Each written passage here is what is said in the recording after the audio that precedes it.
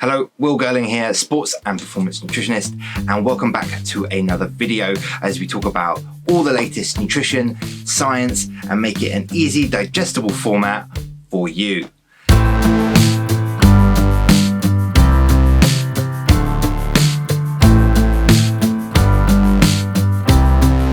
So today's paper we're looking at is one covering 120 grams of carbohydrates eaten per hour. That's right, I said 120 grams, which is a considerable amount, especially when you look at my last video talking about multiple transportable carbohydrates. Yes, that is the title, where we saw maximal intakes of 90 grams. There are some papers out there though by people like Asker, Ukendrup and Gentens who have seen intakes of 120 grams per hour being achievable by certain individuals. Very interesting. It seems that that scope of 90 grams is not specifically limited to everyone, but there is a varying scale, and I have seen that firsthand with world-class athletes and amateurs alike. So let's get into our study and we'll break it down a bit. So, our study. Verbe et al. 2020. So this year, not bad. He took 20 male runners. Now, there's no females. I am disappointed by this, but his class of athlete is the best in the world. He has 2 world champions and the rest are elite level runners. So there's a great application to some of the best athletes out there. And we'll get on to a little bit about how it may affect you who are not athletes and just everyday runners and riders, okay? So 20 male runners divided into a group of 6, 7, and 7 of having 60 grams, 90 grams, and 120 grams an hour. You can see that for 4 weeks prior to this, 2 days a week, they must have eaten at least 90 grams an hour. So that's that gut training that I've spoken about. This is a great example of a protocol that you can do that has an effect. Now, in this study, what the 20 athletes had to do, they had to do a ultra marathon where they went up at least 4,000 meters of elevation gain. That's huge. When you think about that on a bike, it's hard enough, but to run it is really difficult. I believe it was outside in a proper route and they tested them over that period. This is a tough trial. They did the study and these guys ran really hard. They either ate 60, 90 or 120 grams. Now, interestingly, just before we get to the results, 60 grams is the amount that is self-reported by elite runners and athletes that typically is taken over ultra endurance marathons. That's where they've done no training. They've just recorded what they've had and some studies have looked at that. And typically it comes at 60 grams an hour. Very interesting when that also carries over to cycling. And most people that I experience, amateur and professional, seem to underperform. Now, the results. Boom. Now, the people who took 120 grams an hour performed the marathon fastest. They also had a reduction in rate of perceived exertion. It felt easier. Psychologically and physically, there was data to show that it was easier for the people having 120 grams an hour, which is crazy. Then they also had a reduction in something called exercise-induced muscle damage. Exercise-induced muscle damage is a big phrase, but what it ultimately means is when we do really hard, intense, long duration exercise, we obviously have a stress response. And some of you know that anyway, that cortisol goes up and things like this. And obviously you might get inflammation, and which is adaptation to that exercise, but also inflammation because you've done something really hard. You've damaged that muscle. And it's essentially using markers to look at how much damage they've done. And they monitored a bunch of markers in this, like creatine kinase and creatinine, and a few other markers that we don't really need to go into.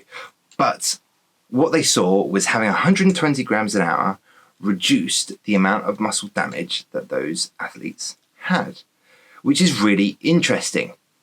Because if you, as an individual, are doing something that's multi-days, so it's not just a one-off, you're doing an Audax, you're doing a Sportive, you're touring, you're doing a multi-day triathlon, multi-day running race, anything like this, your ability to perform day on day is the most important thing.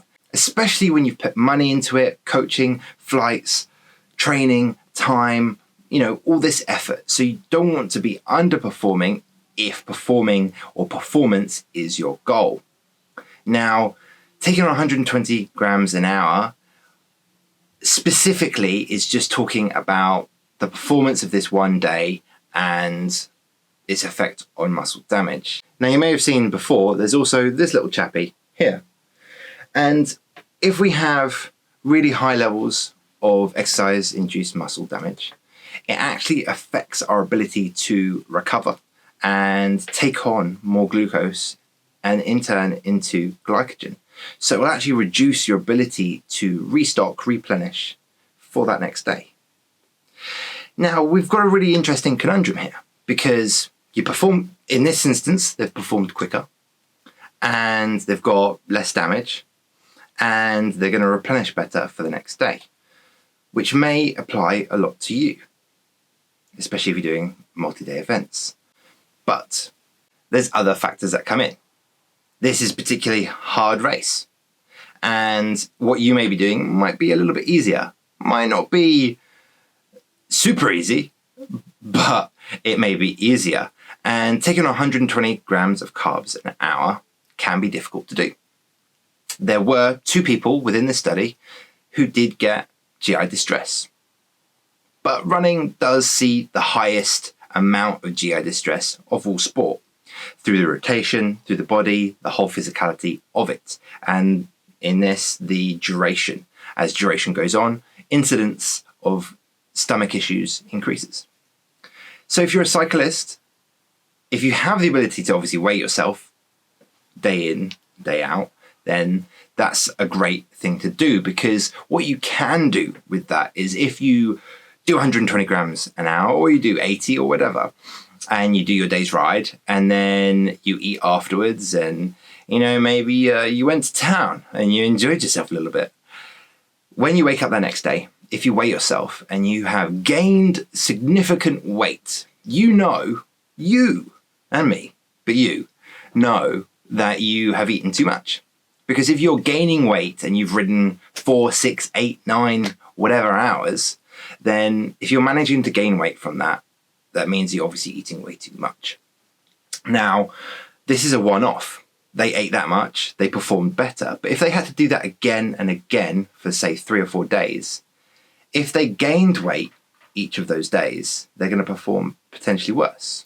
So, the choice is really yours. But what this is so interesting about, and this is what I want to get to, is that, 1, gut training is a thing. They've done it in this protocol. They've shown you it is possible. It's shown you that you can eat more than 90 grams an hour and you can train that, which is great. By the way, they divided it into 4 30-gram gels. The gels were made up of a glucose fructose mix. Check out my multi-transportable carbohydrates video. God, that title is so long. But check out that video as I talk about glucose and fructose mixes. We know that you can reduce the inflammatory response, you can reduce muscle damage, you can improve glucose uptake.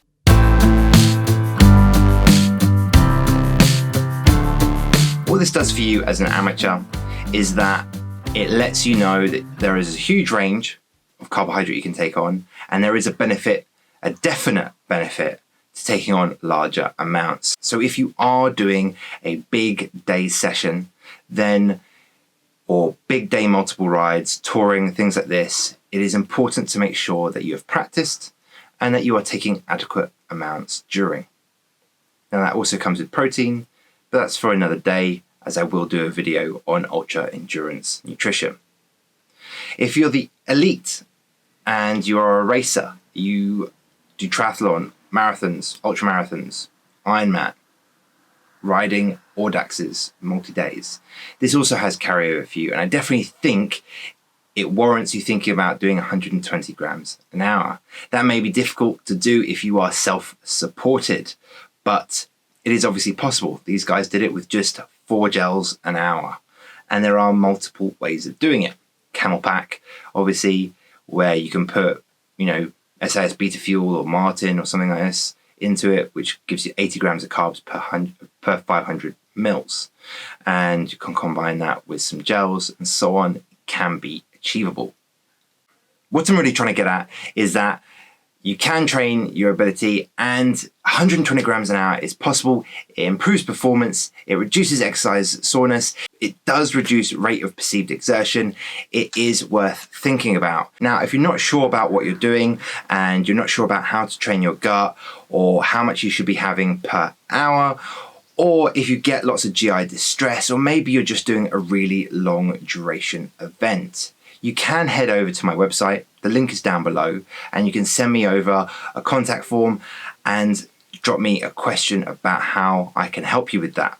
I hope you really enjoyed today's video. I think it's amazing seeing research like this where we can really look at the ins and outs of how it's done, how there is research coming out this year, 2020, that is showing improvements and new things about how we can take on more and reduce certain effects on our body in a negative sense and improve them in a positive sense. If you really enjoyed today's video, drop a comment down below. Let me know how much you're eating per hour, what you're getting in. Hit that subscribe button so you can tune in for more nutrition, more science, more reviews of recent papers, and maybe we'll even start doing some videos about making your own food, drinks, and things to have whilst you're racing, running, riding, and doing Ironmans. Tune in again, and I'll see you guys soon. Bye.